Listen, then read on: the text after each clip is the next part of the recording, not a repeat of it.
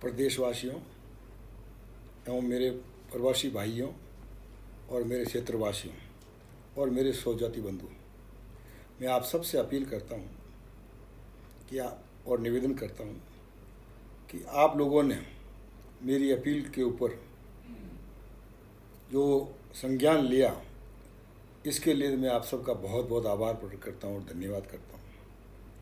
मैं आप लोगों से निवेदन करता हूँ, केंद्र सरकार और राज्य सरकार ने जो 23 मार्च के बाद में जो लॉकडाउन किया, उसके अंदर अक्षरतः आप लोगों ने पालना की और आपने जो सहयोग किया, इसके लिए भी मैं आप लोगों का आभार प्रकट करता हूँ, धन्यवाद करता हूँ।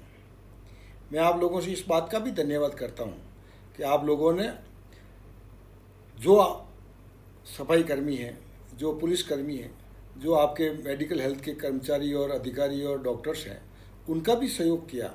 इसके लिए भी मैं आप लोगों का आभार और धन्यवाद करता हूँ।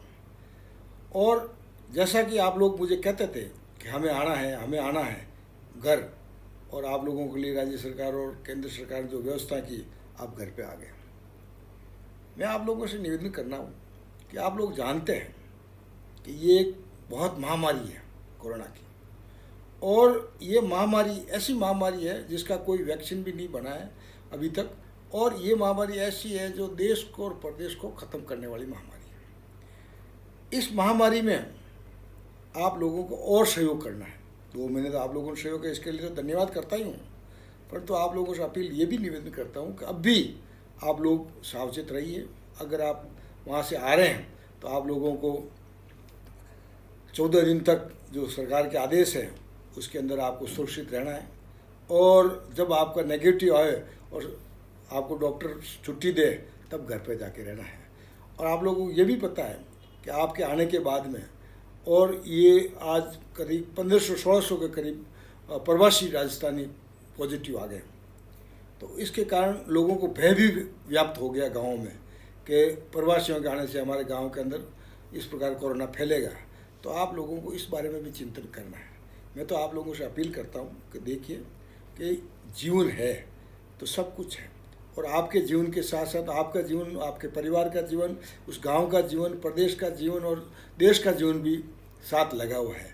तो आप लोगों को इस बात का भी चिंतन कर करके आपको लॉकडाउन में और लॉकडाउन के बाद में, गांव आने के बाद में, आपको जिस प्रकार से सरकार आदेश करे उस हिसाब से रहना है। मैं आप लोगों से निवेदन करूँ, 2 महीने में आप लोगों को पता लग गया होगा कि लॉकडाउन रहने के बाद में, पूरी फैमिली के साथ रहने के बाद में, आप लोगों को लगा होगा कि समय का कितना महत्व है। आपको ये भी पता हो गया होगा पैसों का कितना महत्व है। आपको ये भी पता लग गया कौन मेरा और कौन पराया है। आपको ये भी पता लग गया होगा कौन भामाशाह कौन दाता आता है। आपको ये भी पता लग गया कौन मेरी मदद करने वाला, कौन मेरी मदद करने वाला नहीं है। और आप लोगों को सबसे ज़्यादा इस बात का पता लग गया होगा कि पैसा ही सब कुछ नहीं है, और पैसे को होता भी कुछ नहीं है। पैसे का महत्व आप लोगों को पता लग गया होगा। तो मैं आप लोगों से निवेदन करूं, इस ज़माने में पैसों का बहुत बड़ा महत्व है। आज आप लोग जानते हैं कि देश आर्थिक संकट से गुजरा है, ये मुझे कहने की ज़रूरत नहीं है। आप लोग को साल 2 साल बाद में पता लगेगा कि देश की आर्थिक स्थिति क्या है और देश के अंदर आने वाले समय में क्या होगा। ये 2 साल बाद में आप लोगों को पता लग जाएगा। आज आर्थिक दृष्टि से 90 लाख करोड़ से भी ज़्यादा देश के ऊपर कर्जा है, और देश के अंदर बेरोजगार तो बढ़ ही रहे हैं, परंतु जो लगे हुए हैं उनकी भी चटनी हो रही है। इसलिए मैं आप लोगों से निवेदन कर रहा हूँ कि आप लोग पैसे का महत्व को समझिए। आप लोग पैसे को अननेसेसरी खर्च मत कीजिए, और आप लोग ये मरती बोझ पे, आप ये अफीम प्रथा पे, दहेज प्रथा पे, गांव में दूसरों के कहनों से, खाप पंचायतों में अननेसेसरी झूठे फैसले कर करके आपको डरा धमका करके आपसे खर्च करवा रहे हैं। तो मैं आपसे निवेदन कर रहा हूँ, इसके ऊपर मत जाइए और आप पैसों को बचाइए। एक एक पैसे की वैल्यू को समझिए। पैसा है तो सब कुछ है, पैसा नहीं है तो कुछ नहीं है। इसलिए आप लोगों को जो पैसा है उसके ऊपर मरती बोझ पे बिल्कुल आज से शपथ लीजिए कि मुझे बंद करनी है, और मरती बोझ बंद कर दोगे तो सारा आप लोगों को फ़ायदा मिल जाएगा। मरती बोझ के साथ आप अफीम प्रथा ये चलाते हो, ये गलत बात है। इसलिए कोई कहने की जरूरत नहीं, कोई कितना भी कुछ कहता है, कोई पंच कुछ कहता है, कोई गांव वाले कुछ कहते हैं। घर खोल तो गांव खोल, गांव खोल तो मुल्क खोल। गांव के अंदर, घर के अंदर आपके नादारी है तो आपको कोई पूछ नहीं का। घर के अंदर पैसे हैं तो सब कुछ आपको पूछेंगे, इसलिए पैसों की बचत कीजिए। और पैसे अगर आपके पास ज़्यादा हो गए तो आप लोग ऐसा काम कीजिए जो आपका पड़ोसी है, आपके समाज का है, आपका भाई है जो होनहार है, आपकी बच्ची होनहार है, आपके पड़ोसी की बच्ची होनहार है, 90% ज़्यादा नंबर लाने वाली, उसकी आर्थिक मदद कर करके उसको पढ़ाइए। वो पढ़ जाएगी तो ज़िंदगी भर आपको याद करेगी। उस पैसों का सदुपयोग कीजिए। आप ऐसा नहीं है कि पैसों का गलत उपयोग करें। तो आप लोगों को मैं आपसे इतना ही अपील करता हूँ, आपका भाई होने के नाते, आपका बच्चा होने के नाते, कि आप इस बात को सोचिए कि भी आप लोग अननेसेसरी जो खर्चा कर रहे हैं। और लोग कहते हैं तेरा बाप क्या 2 बार मरेगा, 2 बार क्या 4 बार मरेगा। कौन किसका क्या है, शहरों के अंदर देखिए कुछ नहीं है। आप गांव के अंदर ये परिपाटी बना करके ये पंच लोग अपनी रोटियां सेकने के लिए इस प्रकार की व्यवस्था कर रखी है, उनको भी आप दुरकारिए। कोई किसी का नहीं है, कोई अपना नहीं है, कोई पराया नहीं है। आपके पास पैसा है, आपके पास व्यवस्था है, आपका घर सुदृढ़ है, आपके बच्चे होनहार है, आपके बच्चे संस्कारित है, तो आप लोग आगे बढ़ोगे। इसलिए मेरा आपसे निवेदन है कि ये मृत्यु बोझ बंद कीजिए, आप ये दहेज प्रथा बंद कीजिए, और फालतू पैसों का दुरुपयोग जो हो रहा है उसको बंद कीजिए, और उस पैसों की बचत कर करके अपने घर के अंदर अच्छे काम के लिए लगाइए, जिससे आप आराम से जीवन जी सको और देश का सहयोग कर सको, प्रदेश का सहयोग कर सको। और अब मैं आप लोगों से निवेदन कर रहा हूँ, दोबारा ये लॉकडाउन की 30 तारीख को ख़त्म होगा, पर जो जो दिनों दिन पॉजिटिव आ रहे हैं उसे मुझे लगता है कि आने वाले समय में भी लॉकडाउन और हो सकता है। कोई घबराने की ज़रूरत नहीं है।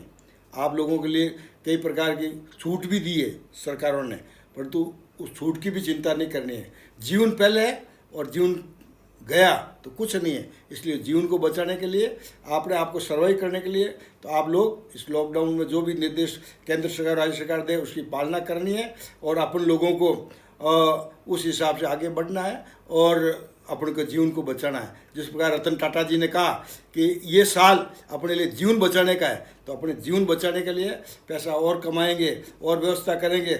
मैं तो आपसे कहता हूँ उस पैसों को बचाने के लिए जो मैंने आपको कहा है, ये फालतू खर्चे बंद कीजिए और अपने परिवार को सर्वाइव कीजिए।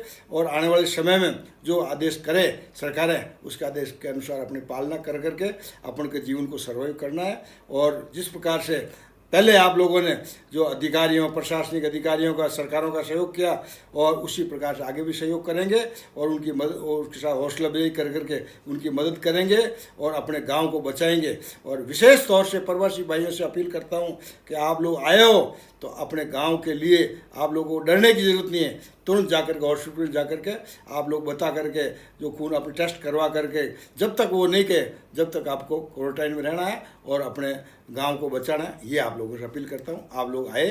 और मेरी अपील को पिछली बार भी आप लोगों ने बहुत गहराई से सुना, करीब 50,000 के करीब आप लोगों ने सुना। अभी मैं आपसे अपील करता हूं, और आपका बच्चा होने के नाते कुछ कह रहा हूँ तो आपके हित में कह रहा हूँ, इसको सुनिए, समझिए और इसको कार्य रूप में परिणित कीजिए। यही निवेदन करते मेरी बात को समाप्त करता हूँ। बहुत बहुत धन्यवाद। जय हिंद, जय भारत।